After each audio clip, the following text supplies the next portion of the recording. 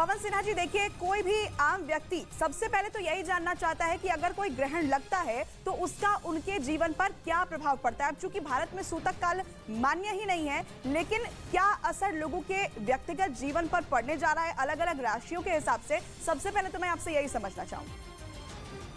देखिए, एक खगोलीय घटना है सूर्य ग्रहण, और जहां ये दिखता है वो उसका प्रभाव वहां ज्यादा होता है, जहां ये नहीं दिखता है उसका प्रभाव वहां बहुत कम होता है। तो भारत में चूंकि ये नहीं दिख रहा है तो एक और तो सूतक भी नहीं लगेगा, और दूसरी ओर यहाँ पर राशियों पर अशुभ प्रभाव भी कम होगा बनिस्बत उन जगहों के जहां पर ये दिख रहा है। तो इसलिए इस सूर्य ग्रहण से ऐसा कोई बहुत बड़ा परिवर्तन होता हुआ दिखाई नहीं दे रहा। हाँ, वृषभ राशि के लिए, मिथुन राशि के लिए और धनु राशि के लिए कुछ सकारात्मक चीजें जरूर होंगी। दूसरी बात यह है, गर्भवती स्त्रियों को लेकर भी जो समस्याएं होती हैं वह भारत की किसी भी राशि की गर्भवती स्त्री के साथ नहीं होगी, इसलिए उसकी भी चिंता करने की आवश्यकता नहीं है। लेकिन जो मेष राशि है, कर्क राशि है, सिंह राशि है, इन तीन राशि के लोगों को अपने रिश्तों के लिए थोड़ा सा सचेत रहना होगा, और वो जो भी कार्य करने जा रहे हैं, खास तौर से नौकरी के लिए या सरकार में होने के लिए, तो उसमें उनको थोड़ी सी परेशानियां आएंगी, संघर्ष आएगा, उसकी उन्हें कोशिश करनी होगी। कन्या, तुला और वृश्चिक राशि के लोगों को अपने व्यापार में खर्चों पर बहुत कंट्रोल करना होगा, और मकर, कुंभ और मीन राशि के लोगों को रिश्तों, स्वास्थ्य और व्यापार, इन तीनों चीजों के लिए बहुत सावधान रहकर कार्य करना होगा, लगभग 1 महीना से 1.5 महीने के बीच में।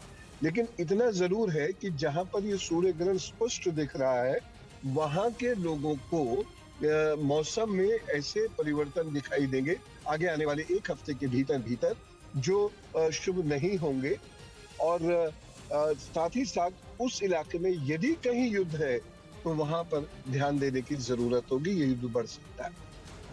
पवन सिन्हा जी, मैं आपसे ये भी समझना चाहूंगी, चूंकि आपने कहा कि अशुभ जो योग हैं वो ज्यादा नहीं होंगे राशियों के अंदर, क्योंकि भारत में ये ग्रहण दिखाई नहीं दे रहा है, लेकिन जो शुभ योग बन रहे हैं उसका असर पाने के लिए, जल्दी से वो शुभ हो जाए, उसके लिए अलग अलग राशियों को क्या कोई विशेष पूजा करनी चाहिए?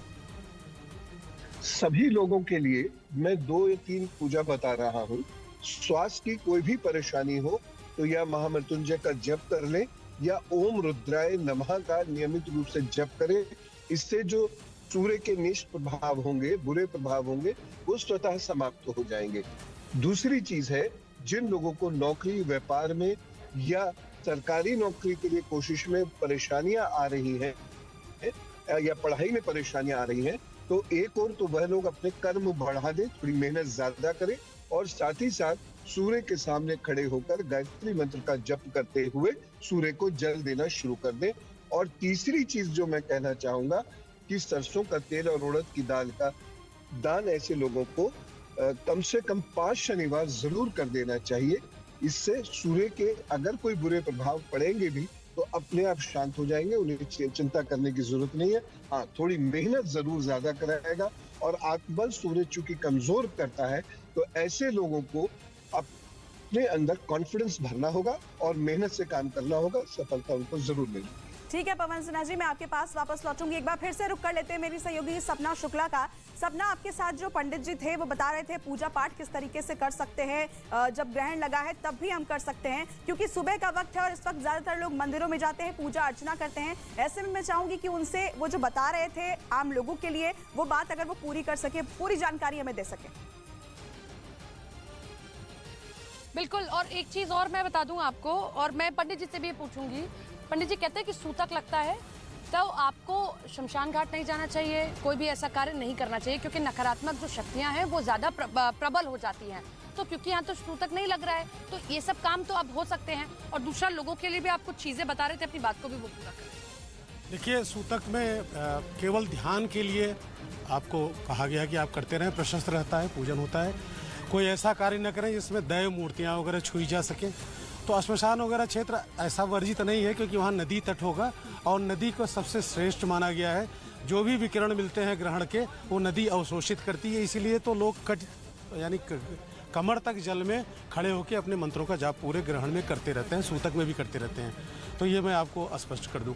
दूसरा ठीक कृत्य है यह है सपना, कि आपके पास हम वापस लौटेंगे, कुछ और जानकारी भी आपसे लेंगे, लेकिन इस बीच दर्शकों को हम ये भी बता दें कि आखिर ये जो सूर्य ग्रहण है, जिसे हम साल का पहला सूर्य ग्रहण कह रहे हैं, वो सूर्य ग्रहण आखिर किन किन जगहों से दिखाई दे रहा है उसके बारे में जानकारी दर्शकों को दे देते हैं। जिन जगहों से इसे देखा जा सकेगा वो देश कौन कौन से हैं उसके बारे में बता दें। सबसे पहले ऑस्ट्रेलिया, जिसकी तस्वीर भी लगातार हम आप तक पहुंचा रहे हैं कि वो देश जहां से सूर्य ग्रहण को देखा जा सकेगा, कहां कहां से देखा जा सकेगा, एक एक करके हम आपको बता रहे हैं। और देखिए ग्राफिक्स में आप देख सकते हैं उन सभी देशों के नाम जहां से ये पहला जो साल का सूर्य ग्रहण है वो दिखाई देगा। इसमें ऑस्ट्रेलिया है, न्यूजीलैंड है, इंडोनेशिया, फिलीपींस, साथ ही दक्षिण पूर्व एशिया के देशों से भी इसे देखा जा सकता है।